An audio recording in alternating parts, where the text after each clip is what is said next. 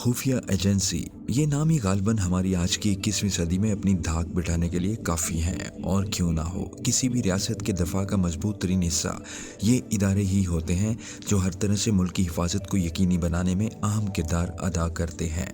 यही एजेंसियां ही मुल्क को अंधेरे से उजाले तक के सफ़र पर गामजन कर सकती हैं, मगर इन्हीं का गलत अफवाहों पर कान धरना बाइस तबाही भी बन सकता है। तो आज बात करते हैं इसराइली इंटेलिजेंस की, कि जिसकी धाक दुनिया पर बैठी हुई है।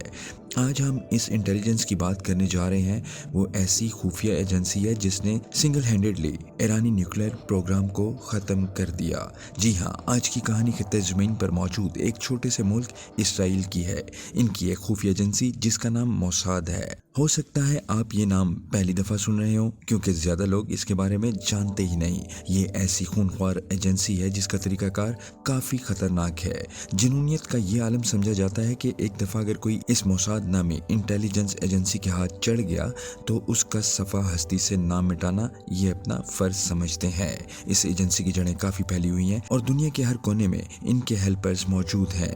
कहा यह जाता है कि ये अपने दुश्मनों को ख़त्म करने के लिए किसी भी हद तक जा सकती है, जिसकी एक मिसाल एडोल्फ इकमैन है कि जिसको अर्जेंटीना से भी मोसाद ने ढूंढ निकाला और इसराइल में लाकर इसका ट्रायल करवाया गया। मगर ये काम इस कदर खुफिया तरीके से हुआ कि अर्जेंटीना की हुकूमत को कानो कान इसकी खबर ना हुई। ये एक मुश्किल अम्र है, मगर मोसाद एजेंसी खास महारत की हामिल है। ये एक असूल के तहत काम करती है और वो है किल एंड फ्ली, यानी दुश्मन को मारना और गायब हो जाना। इसका मकसद महज अपने दुश्मनों को ख़त्म करना ही नहीं, बल्कि इसका एक मकसद लोगों के जहन से कमज़ोर दिफा के तसव्वुर को दूर करना है।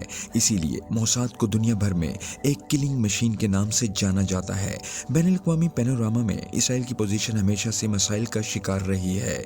कभी हल ना होने वाला मसला इसराइल और डायास्पोरा के दरमियान सख्त रवाबित साबिक को हर जगह से खुले और बंद दोनों ज़राए की मालूमात का एक बड़ा सैलाब हासिल करने के काबिल बनाते हैं, जो ज़रूरत पड़ने पर फील्ड का ज़्यादा दुरुस्त तज्ज़िया करने की इजाज़त देता है। आखिर में फ़लस्तीन का खित्ता पिछली दहाइयों से जिस मुसलसल जंग का शिकार रहा है, इसके लिए रियासती इदारों को चाहिए कि वो सलामती के लिए आबादी के मुतालबात को पूरा करने के लिए हमेशा मुनासिब हल निकालें। इसके दो नताइज सामने आए। सबसे पहले उसने जदीद इंसदाद गोरीला और इंसदाद बगावत की हिकमत अमली तैयार करने में इसराइली सिक्योरिटी इदारों की तख्लीकी सलाहियतों को फ़रोग दिया, जिसे उनके इत्तेहादियों को बरामद किया जा सकता है। दूसरा, उसने इसराइली दफाई सरमायाकारी को जदीद तरीन टेक्नोलॉजीज़ जैसे कि IT में मुंतकिल किया। इस वजह से साइबर सिक्योरिटी के शोबे में यहूदी रियासत की महारत को सराहा गया है और एक बार फिर ये इश्तराक करने के लिए एक स्ट्रेटेजिक असासा हो सकता है। 1948 में इसराइल के एक आज़ादाना रियासत बनने के फ़ौरन बाद जासूसी कोर को यूरोप, अमेरिका, अफ्रीका और मशरिक़ वस्ता में शराकतदारों के हसूल के लिए इस 1954 में अलजायर में फिलो नेसरिस्ट नेशनल लिबरेशन फ्रंट के खिलाफ जंग के साथ फ्रांसीसी क़यादत ने इसराइल को हथियारों की मुंतकिली में कमी के इम्कान पर गौर करना शुरू किया। इस तरह उन्होंने NLF के हमदर्दों को, जिन्होंने सहबैनी मुखालिफ काज की हमायत की थी, को मुतमईन करके नासरी लहर को रोकने की उम्मीद जाहिर की। जब इसराइली हुक्काम को इस बारे में मुत्तला किया गया तो उन्होंने इंटेलिजेंस कार्ड खेलने का फैसला किया। इसराइली मिलिट्री इंटेलिजेंस NLF के बारे में कई अहम मालूमात हासिल करने में कामयाब हो गई थी। जब उन्होंने फ्रांसीसियों के साथ इस तरह के वसाइल का इश्तराक करने की पेशकश की तो हथियारों की फराहमी के मामले पर मजीद सवाल नहीं किया गया। ऐसा करने में फ्रांको इसराइली जासूसी शराकतदारी ने अलजायर में फ्रांसीसी ताकत और मशरिक़ वस्ता में इसराइली फौजी बर्तरी दोनों को यकीनी बनाने में मदद की। मजीद बरआं, फ्रांस ने मगरिब के यहूदियों को अपने ममालिक छोड़कर यहूदी रियासत तक पहुंचने में मदद करने की कोशिशों में इसराइल का साथ दिया। इसराइल को तरसील 1960 की दहाई के वस्त तक जारी रही, जब पेरिस ने मशरिक़ वस्ता, शुमाली अफ्रीका, MENA खिते में ज़्यादा मतवाज़न पॉलिसी अपनाने का फैसला किया। थोड़ी देर बाद फ्रांस की जगह एक और पार्टनर ने ले लिया, अमेरिका। पहले इसराइल के बारे में वाशिंगटन का रवैया काफ़ी मशकूक था। इसराइली रहनुमा आमतौर पर सोशलिस्ट थे, अगरचे सोवियत पर मबनी नहीं थे। मजीद ये कि अमेरिका अरब दुनिया के साथ अपने ताल्लुकात पर समझौता नहीं करना चाहता था। एक बार फिर इसराइली इंटेलिजेंस ने अमरीकी एहलकारों पर फतेह हासिल की और 1956 में एक पॉलिश यहूदी ने शेन बेट को USSR के रहनुमा निकिता खरोशेव की XX पार्टी कांग्रेस ٹائمز میں تقریر کی ایک نقل دی جو انتہائی رازدان تھی۔ جب واشنگٹن کو تقریر موصول ہوئی تو اسے اسٹالن کے بعد کی سوویت قیادت کے بارے میں قیمتی بصیرت ملی۔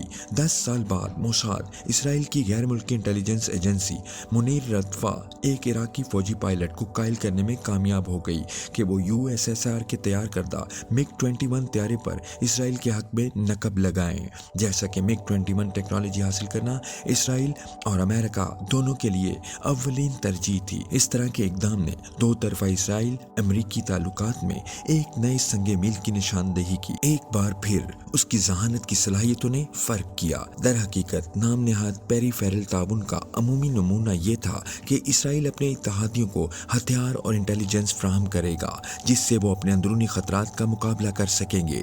دوسری طرف وہ اسرائیلی انٹیلیجنس کو اپنے دشمنوں اور اپنے سیاسی مخالفین دونوں کے بارے میں معلومات اکٹھا کرنے کے لیے اپنے علاقے میں کام کرنے دیں گے۔ اسٹریٹجک فوائد کے علاوہ اسرائیل کو بین الاقوامی سطح پر وہ قانونی حیثیت حاصل ہو جائے گی جس کی اسے ضرورت ہے اور MENA خطے میں اپنی تنہائی کو توڑ دے گا۔ ایران اور ترکی اپنے دارالحکومتوں میں چھوٹے اسرائیلی وفد کی میزبانی کرتے تھے کیونکہ وہ اپنے انتہائی قدامت پسند مسلمان شہریوں کو ناراض نہیں کرنا چاہتے تھے۔ اس کے باوجود 1958 میں انہوں نے اسرائیل کے ساتھ سہ فریقی انٹیلیجنس معاہدہ قائم کیا۔ نام نہاد ٹرائیڈنٹ میں اسرائیل کا کردار ایرانی سواک اور ترکی NSS کو انسداد بغاوت اور انسداد جاسوسی کے حربوں میں تربیت دینا اور انہیں ناصری اور سوشلسٹ تحریکوں کی سرگرمیوں کے بارے میں رپورٹ کرنا تھا۔ بدلے میں اسرائیل نے اپنے دشمنوں خاص طور پر مصر، شام اور عراق کے خلاف جاسوسی اور عدم استحکام کی کارروائیوں کے لیے اپنے علاقوں کا استعمال کیا۔ اس طرح کی اسکیم ایتھوپیا کے نیگس ہیلی سیلیسی کے ساتھ بھی چلائی گئی۔ اس معاملے میں اسرائیلیوں نے ناصری پوزیشن اور ایریٹریا کے علیحدگی پسندوں دونوں کو کچلنے کی کوششوں میں ایتھوپیا کی حکومت کا ساتھ دیا۔ ایتھوپیا کی پوزیشن نے اسرائیل کو خلیج عدن کی اسٹریٹجک تھیٹر میں ایک مفید اتحادی فراہم کیا۔ خاص طور پر اسرائیلی انٹیلیجنس نے 1960 میں اس کی اہم اہمیت کا انکشاف کیا جب اس نے نیگس کو فوجی باغیوں کے ایک گروپ کے ذریعے گرانے سے روکا۔ آخرکار 1961 میں مراکش کے بادشاہ آسن دوم کے تخت پر آنے کے بعد سے اسرائیل اور مراکش کی خفیہ ایجنسیوں نے خفیہ طور پر تعاون کرنا شروع کر دیا۔ آج بھی کئی نازک سفارتی مشنوں میں اسرائیلی انٹیلیجنس کا ہاتھ ہے۔ سب سے اہم میدان خلیج فارس ہے۔ در حقیقت 1979 کے اسلامی انقلاب کے بعد ایران کو ایک شیعہ تھیوکریٹک حکومت میں تبدیل کر دیا گیا۔ اس کے دو اہم نتائج سامنے آئے۔ سب سے پہلے تہران نے ایک مضبوط اسرائیل مخالف اور امریکہ مخالف خارجہ پالیسی پر عمل شروع کیا۔ دوسرا، ایران نے وفادار ملیشیا اور اسلام پسند سیاسی جماعتوں کا ایک نیٹ ورک بنایا جو خطے میں امریکی اتحادیوں کو غیر مستحکم کرنے کے قابل تھا۔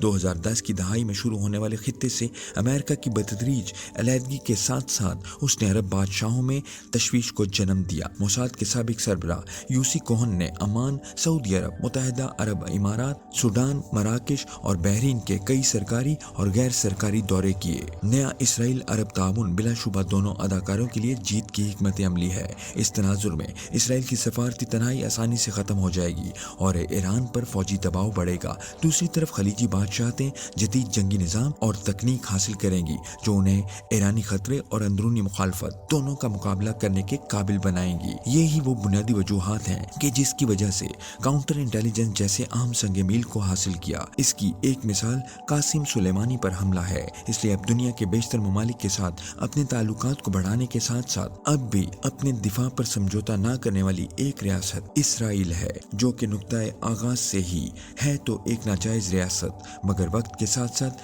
اس وقت ان کی انٹیلیجنس اور دفاعی حکمت عملیوں نے لوگوں کو بہت کچھ سکھایا۔